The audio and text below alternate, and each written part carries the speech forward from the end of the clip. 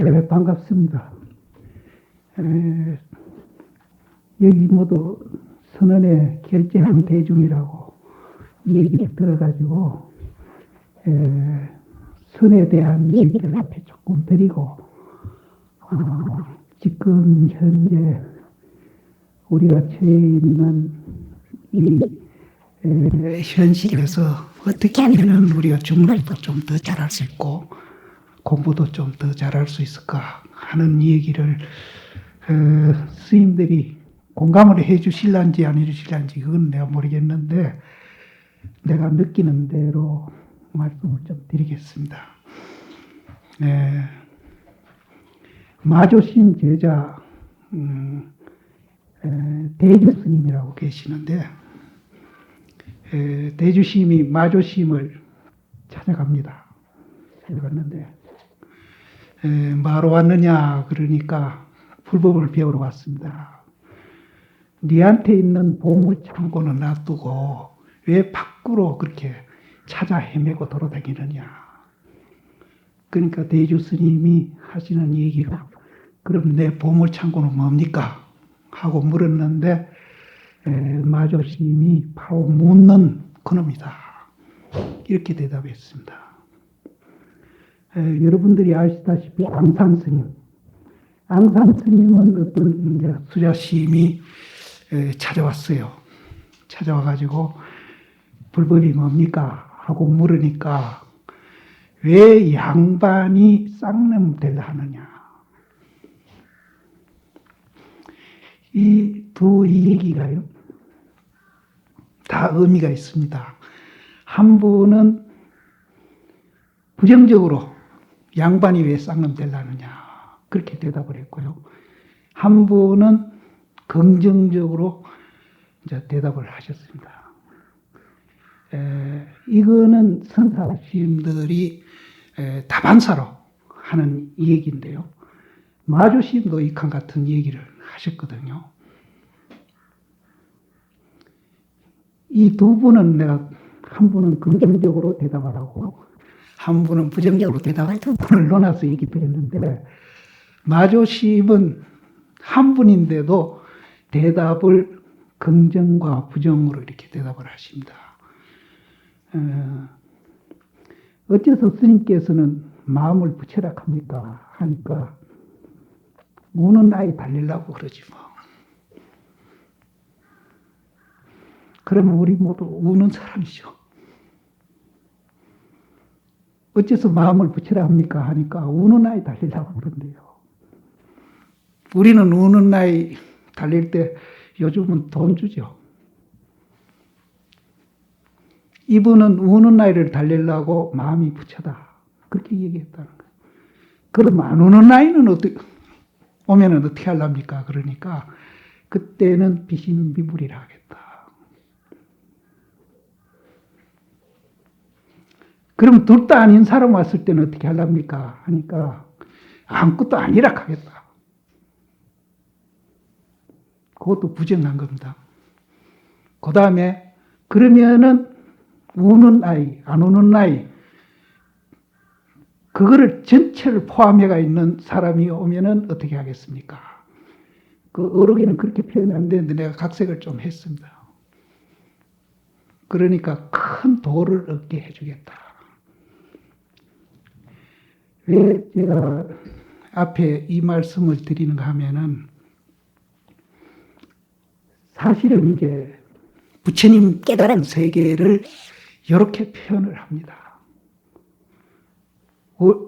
월주 스님 같이 이제 내 보물창고가 뭡니까 하니까 바로 네 묻는 그놈이다 하는 표현으로 부처님 깨달은 세계를 그렇게 얘기를 하고요. 또 양반이 쌍놈 되려고 그런다 하는 말로도 또 부처님 깨달음의 세계를 그렇게 선에서는 그렇게 표현을 합니다.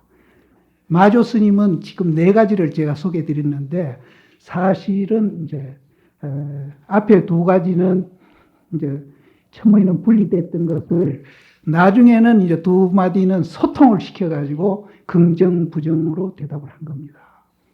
소통을 시켜.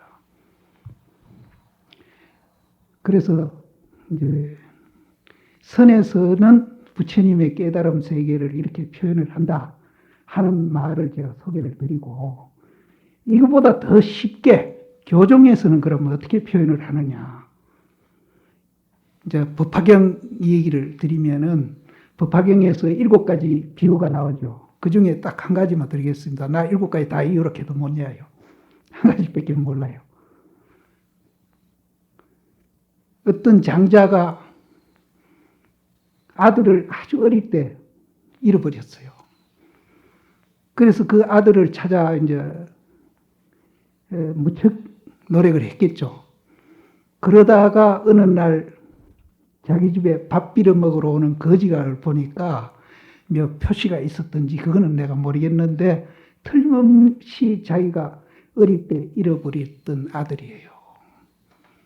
그래서 그 아들을 내가 네 아들이다 그러면은 놀래가 도망갈 것 같으니까 살살 달게 해가지고 이제 그 아들을 이제 헛된 일부터 시킵니다. 마당부터 실어라.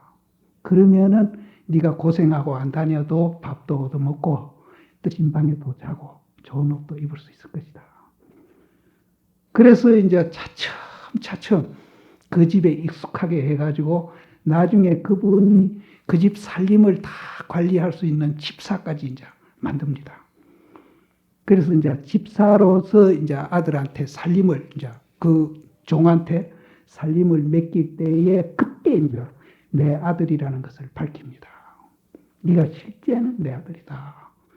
그러니까 네가 고용인으로서 이 살림을 맡아서 하는 게 아니고 오늘부터 네가 주인이다. 우리도 역시 그렇게 됩니다. 그래서 주인으로서 이 살림을 네가 다 관리를 하고 또 이것을 네가 쓰고 스멋대로 쓰고 마음대로 하라는 거죠. 교회에서는 이렇게 표현을 합니다. 근데 이렇게 표현하니까 굉장히 쉽죠. 무슨 말인지 짐작하실 겁니다. 그래서 앞에 말은 좀 어렵습니다. 어려운데 왜 선에서는 그렇게 어렵게 표현을 하느냐. 역시 화두도 마찬가지입니다. 우리가 갖고 있는 그 마음 원리에 뭔가 그런 면이 하나 있어요. 바로 끊어가지고 또 굉장히 빠르고 귀중한 그런 곳에서 화두 우리가 딱 받을 때 이제 그렇다는 얘기입니다. 그 자리에서 일도양단해가지고 우리는 일도양단해가지고 바로 직하에 깨달아 들어가도록 만들기 위해서 이런 말도 나오고 화두도 나오는 겁니다. 화두는 의심하는 게 아니에요. 이제 나중에 그 얘기하고요. 그래서 우리는 이제 선하는 거는 이론으로 우리가 이해를 하려고 하는 게 아니고 방금 제가 얘기한 대로 바로 그 자리에서 끊어가지고 빠르고 아주 중요한 그곳에서 그런 곳이 저한테 있다는 거예요. 우리한테 다 있다는 거예요. 장자가 그랬잖아요. 아들이라. 그 큰 부잣집 아들이라. 대주심이 보물창고를 갖고 있다. 그 자리에서 우리가 이제 화두를 들으면서 일도양단을 하는 겁니다. 한 칼에 그냥 두 동계에 내려가지고 다시 그런 분별심이나 착각이 상속 안 되도록 직하에 우리가 깨달아 들어가기 위해서 이제 선사시인들이 표현한 것이지 뭐 우리를 고의적으로 고랑때 먹이려고 어렵게 그렇게 표현한 것은 절대로 아니다. 그래서 오히려 쉽게 얘기한 것보다도 선사시인들이 그렇게 얘기한 그 말 속에는 더 깊은 애정이 있고 더 우리를 이해하는 그런 마음이 거기 담겨져 있습니다. 그래서 제가 농담이지만은 제가 젊었을 때 선방에 다녔을 때 부처님을 원망하는 스님들이 많이 있었어요. 왜 이렇게 구락댕기느냐. 농담이지만은 거기에는 진담도 들어있는 것 같아요. 그래서 이 선사스님들이 우리를 애먹이려고 한 것은 절대로 아닙니다. 거기에는 더 깊은 의미와 잡심이 있는 거예요. 그렇게 해서 이제 우리가 체험을 해가 도인이 된다면은 이제 참 이제 말할 수 없이 좋겠죠. 그런데 그것이 이제 직하에 깨달아 못 들어가니까 이제 이게 문제가 생기는 겁니다. 그래서 이제 이런저런 이제 얘기들이 많이 나오는데 여기서부터 이제 내 의견을 이제 조금 얘기를 드려야 되겠는데, 첫째는 이제 앞에서 선사스님 세 분이 얘기한 거 하고 뒤에 법화경 얘기한 거 하고 이거를 우리가 이제 한 번 더 뒤새겨 본다면은 본래 우리는 부처라는 얘기거든요. 배워서 하는 것도 아니고 닦아서 하는 것도 아니고 또 만들어서 하는 것도 아니고 없는 것을 있게 하는 것도 아니라는 거죠. 우리한테 본래 갖춰져 있다. 교회에서도 그렇게 얘기하고 선에서도 그렇게 얘기를 합니다.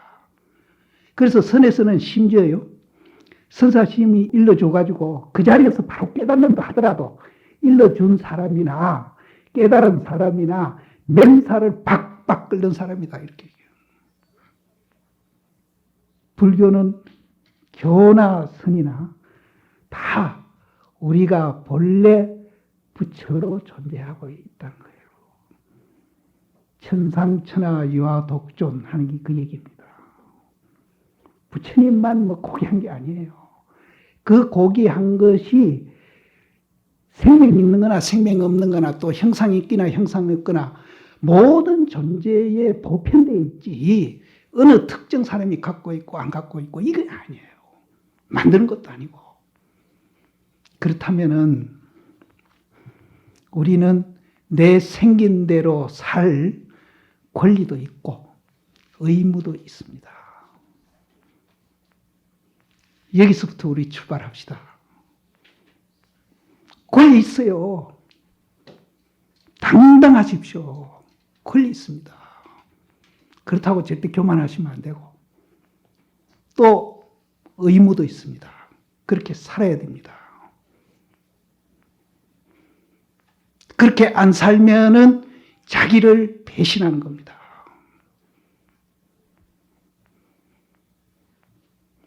우리는 여기서 출발해야 됩니다.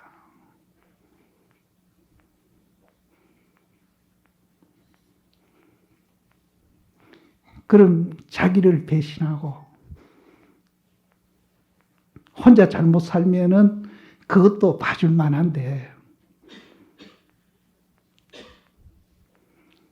자기 배신하는 거는 놔두고 다른 사람을 얼마나 또 학대하고 못쓰게 하고 배신하고 사는 겁니다.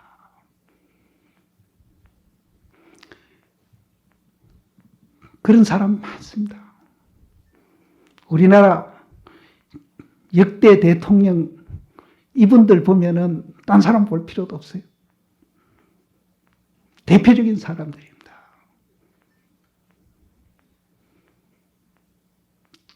지 존재의 원리에 대해서 배신하고 또 남에게도 배신하고 또 얼마나 자기 남 학대하고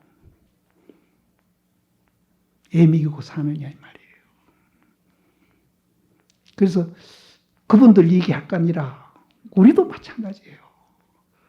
내 존재의 원리에 대해서 권리도 포기하고 의무도 포기하면은 내 혼자 그러면 괜찮아요. 근데 주변 사람도 굉장히 우리가 같이 학대를 하고 애를 미고 그럽니다. 그래서 이 세상에 나가지고 남한테 그래도 나쁜 놈 소리 안 듣고 그래도 좋은 일이라도 하고 살아야 되는데 우리는 근본부터 잘못돼 가지고 자기도 학대하고 남도 학대하고 산다는 거 생각하면은 이제 우리는 심각하게 자기 존재에 대해서 생각을 해야 됩니다.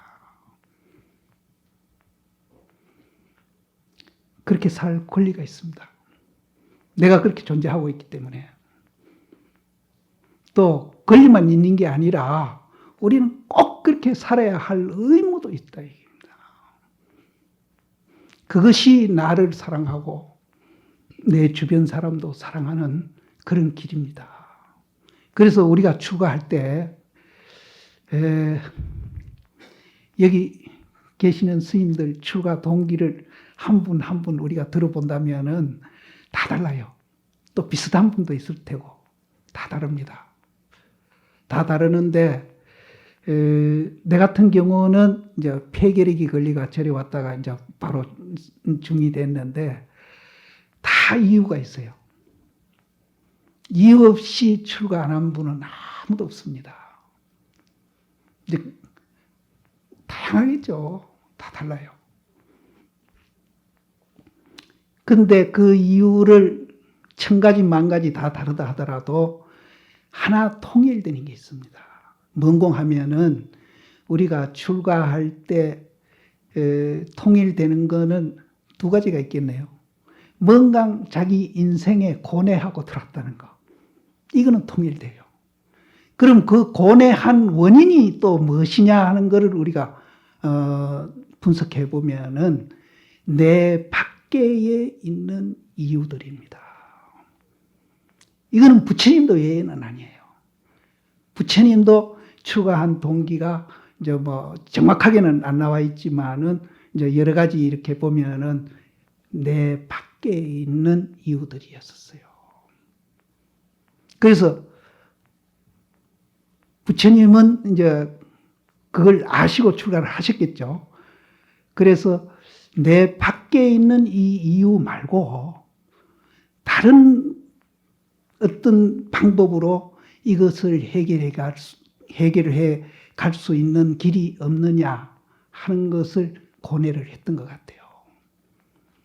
그래서 그분이 이제 출가를 하시게 되는데 역시 출가해가지고 이 밖이 아니고 안으로 뭔가 해결하려고 그 당시에 여러 수행자들한테 다니미성 수행을 하고 공부를 했는데 내가 정확하게 알고 있는지는 모르겠지만 내가 알고 있는 이제 상식으로는 마지막에 우따라 아라라를 찾아가거든요. 이것도 우리가 이제 공부해 가는데 굉장히 중요한 이익이기 때문에 제가 하는 겁니다. 우따라 아라라 찾아가서 그분들 수행을 배웁니다. 배우는데 그거는 밖에 아니에요. 그 수행도 안으로 하는 겁니다. 내 안으로. 그래서 며칠 안 가서 우따라 아라라 하고 똑같은 지위에 올라가는 거예요. 그런데 이분이 삼매에 들어가 있을 때에는 굉장히 편안했는데 깨고 나오면은 역시 또 마음속에 갈등이 일어나고 불안한 거예요. 우따라한테 먼저 가는가 아라라한테 먼저 가는가 그 순서는 내가 모르겠는데 두 분 다 역시 그렇게 갑니다. 그래서 그분들이 같이 있자고 붙잡아도 부처님이 거기서 떠치고 나오죠. 나와가지고 독자적으로 이분이 공부를 하는데 내가 정확한 이 정보를 갖고 있는지 안 갖고 있는지는 몰라도 부처님이 무슨 공부를 해가지고 깨쳤다 하는 그 기록은 없다고 그래요. 이게 내가 정확하지는 않습니다. 나도 못 봤고 무슨 공부를 하셨다는 건 없어요. 다만 우따라 아라라에서 공부를 이제 했는데 그 공부에서 이제 삼매에 들어있을 때는 굉장히 마음이 편안하고 좋았는데 현실에 깨어나오면은 역시 옛날과 같이 갈등을 했다는 거예요. 그래서 이것 가지고는 당신이 바라는 그런 이제 것은 아니니까 거기서 뛰쳐나와가지고 공부를 하셨는데 무슨 공부를 했다는 기록은 없다고 그래요. 이것도 깊이 연구한 사람이 그럽니다. 그래도 나도 못 봤고. 그런데 부처님이 깨달은 후에 4칠 동안에 3칠이라는 말도 있습니다. 동안에 자기 깨달음의 세계를 사유하셨거든요. 그걸로 봐서 부처님이 이러이러한 공부를 하지 않았겠느냐 하는 얘기를 합니다. 그럼 그것이 뭔가 하면은 여러분들도 잘 알다시피 연기입니다. 12연기로 표현이 되죠. 그게 부처님 깨달음의 세계예요. 그걸 깨닫고 나서 그분이 그렇게 행복감을 느낀 겁니다. 그리고 마음속에 아까 우리가 얘기했던 그런 갈등이나 이런 것이 없어지면서 굉장히 평화롭고 또 어떤 차별 경계를 보더라도 거기에 끄달리지 않고 자기가 오히려 그 차별 경계를 지배하면서 살 수 있는 그런 능력이 생기는 겁니다. 또 그것이 굉장히 우리를 행복감을 주고요. 그래서 운문 스님은 이거를 매일매일 좋은 날이라고 표현을 했거든요. 그래서 우리도 이런저런 이제 출가 동기를 갖고 고뇌하다가 출발한 것만은 틀림없습니다. 그래서 이 가운데에 여러 스님들은 부처님의 그 깨달음의 세계에 대한 이해를 하고 나도 이런 방법으로 내 인생 문제를 해결을 해보겠다. 이렇게 결심하고 출가한 분도 있으리라고 봅니다. 그런데 또 혹 나 같은 경우는 모르고 출가했습니다. 나 같은 경우는 부처님의 깨달음의 세계가 뭔지 불교가 뭔지 모르고 출가했어요. 다만 그때 나는 결핵이 걸려가지고 이 사회하고 떨어져 사는 것만 해도 나는 그것이 내가 살 곳이라는 생각을 했어요. 그래서 절에 요양하고 있다가 가만히 보니까 떨어져 있는 정도가 아니고 여기는 뭐 밥 걱정 뭐 이런 걱정이 없어. 또 지금도 내가 책을 참 좋아하는데 뭐 내가 보고 싶은 책이나 실컷 보고 사회 사람들한테 내가 먹고 살기 위해서 이리저리 시달리지 않고 정말로 세속에서 그런 아기다툼하며 싸움이서 그렇게 살지 않아도 될 수 있는 공간이구나. 그것만 해도 나는 굉장히 만족하고 출가를 한 거예요. 근데 나중에 이제 강당이라는 데 가서 이제 공부하다가 첫 시간일 거예요. 내가 직기사서 중대했는데 관홍 스님이 장식파경고 도서에 나오는 장식파경고교라는 그런 이제 그 제목이 있는 그 대목이 있습니다. 그 대목에 그분이 한 2시간 강의를 했는가? 그게 강원의 첫 시간이었어요. 내가 깜짝 놀랐어요. 내가 바라던 삶이 여기 있구나 하는 것을 그때 느낀 거예요. 그때서 비로소 중대해가지고 비로소 그때 알았어.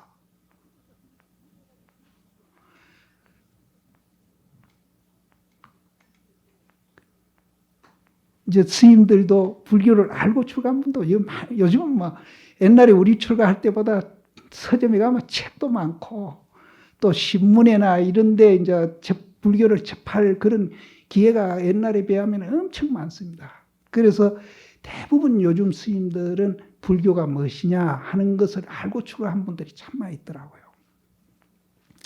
그래서 모르고 출가한 분도 있고 결국은 우리가 뭐 알고 출가했든 모르고 출가했든 부처님 방법으로 내 인생 문제를 해결해 보겠다.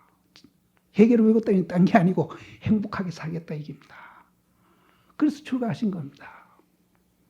출가를 했는데 그래서 여기 대부분 스님들이 이제 기초선언 아니면 강원에도 나오고 이렇게 해서 이제 출발을 모두 하셨는데 지금 이 현실이 또 문제가 뭔가 하면은 뭔가 스님들이 공부하는데 전념이 안 되시는 거예요.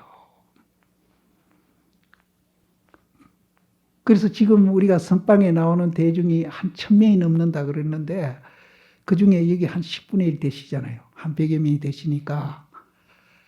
그래서 뭔가 잘 안 되니까 이제 이런 이제 그 교육을 한다 하니까 그래서 또 이제 스님들이 오셨다고 저는 보거든요.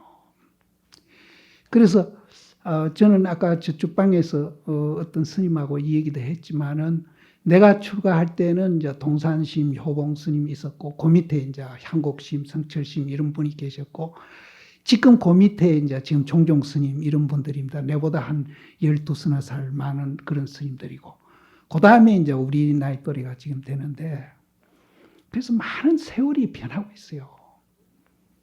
제가 볼 때는 그 위에는 제가 안 봤으니까 잘 모르는데 그 내가 본 시대만 해도 많이 이제 변하고 있어요. 세월이 변하고 있고 선방도 변하고 있고 여러 이제 스님들 의식도 변하고 있고 사회도 많이 변하고 있습니다.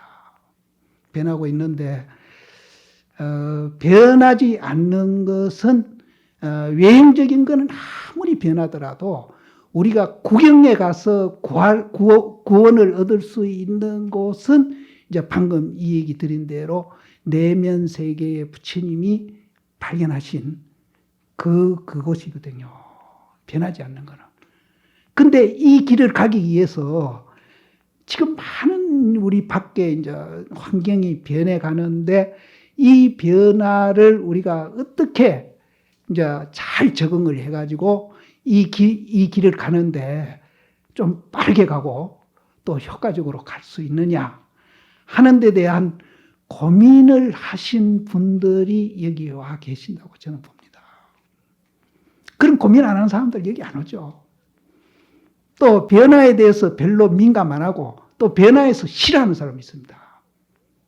그래서 옛날 걸 고수하겠다 이런 분도 있고 다양하게 있습니다. 그런 분들이 내가 나쁘다는 건 절대 아니고 내 경우는 그런 변화에 고뇌를 하면서 그래도 우리가 효과적으로 이 길을 빨리 갈 수 있는 그런 길을 찾는 것이 더 지혜롭고 현명하지 않느냐 그런 생각을 합니다. 그런데 변하지 않는 분들에 대해서 내가 나쁘다는 얘기는 절대로 아닙니다. 그분들은 또 그분 나름대로 이유도 있고 또 무슨 신념도 있고 그렇겠죠.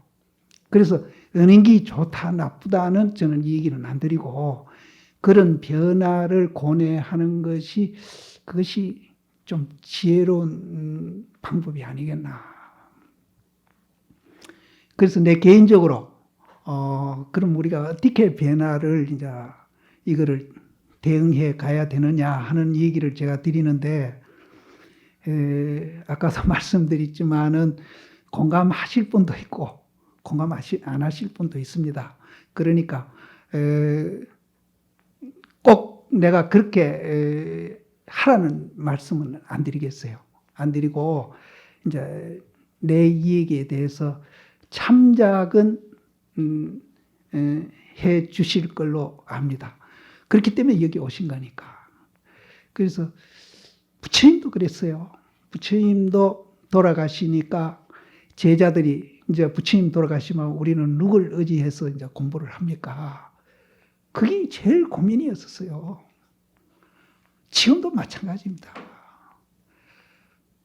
근데 나는 좀 못돼서 그런지 내가 출가할 때는 그래도 의지할 수 있는 산 모델 스님들이 들어 있었어요. 지금 생각하면은 효봉스님, 동산스님, 구모스님 뭐 이런 모델 스님들이 있었어요. 그 밑에 또 향곡스님하고 모델 스님들이 또 있었고. 근데 별로 그분들을 내가 의지를 안 했어요. 근데 내가 못돼서 그런 것 같아요. 그래서 실제는 내가 의지한 거는 서장선녀를 굉장히 의지를 했습니다. 이게 내가 잘했다는 얘기는 절대 아닙니다. 내 이 얘기를 그냥 예로 이 얘기를 드리는 거죠. 그래서 부처님도 돌아가실 때에 산 모델이잖아요. 그대로 뭐 일거수일투족 그대로 정말 존경심이 나고 정말 우리가 이제 흠모심도 나고 이랬던 분들이거든요. 그래서 부처님이 돌아가시니까 이제 산 모델이 없어지니까 모두 이제 거기에 대한 고민을 굉장히 하기 시작한 겁니다. 그래서 이제 부처님한테 직접 묻기도 하고. 그래서 부처님 하신 말씀이 법을 의지하라고 그랬거든요. 근데 부처님 법을 받은 제자가 없은 것은 아니거든요. 모델이 있었습니다. 근데 법을 의지하라고 했거든요.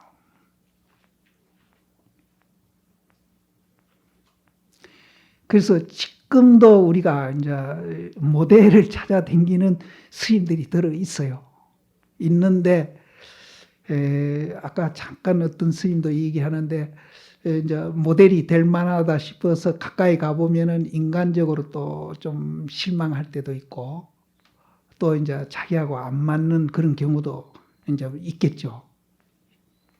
있는데 지금 이제 지내놓고 생각하니까 살아있을 때는 그런 인간적인 어떤 단점이라든지 이런 것이 보였는데 나도 그래요. 그분들이 돌아가시고 생각을 해보니까 그런 인간적인 단점은 이제 돌아가셨으니까 눈에 안 보이는 거예요. 안 보이고 이제 좋은 점만 보이가 아이고 그때 좀 가까이 하고 의지를 했으면 좋았을 낀데 더 내가 공부를 할 수 있었을 낀데 이런 이제 후회도 나도 합니다. 하는데 그거는 이제 뭐 우리가 지나간 얘기니까 어쩔 수 없는 거고. 근데 여기 계시는 스님들도 이제 뭐 성납이 굉장히 높은 스님들도 있을 줄 아는데 그런 스님들도 물론 그동안에 이제 산 모델한테 의지도 해보고 이렇게 공부도 해보셨겠죠. 또 조금 늦게 출가한 분들은 우리가 봤던 그런 산 모델을 또 못 보신 분도 있고. 그래서 어쨌든 내가 본 그 모델을 봤던 시대보다는 지금 이 시점에서 그 산 모델이 그때 비해서는 굉장히 이제 열악하다는 것은 좀 사실입니다.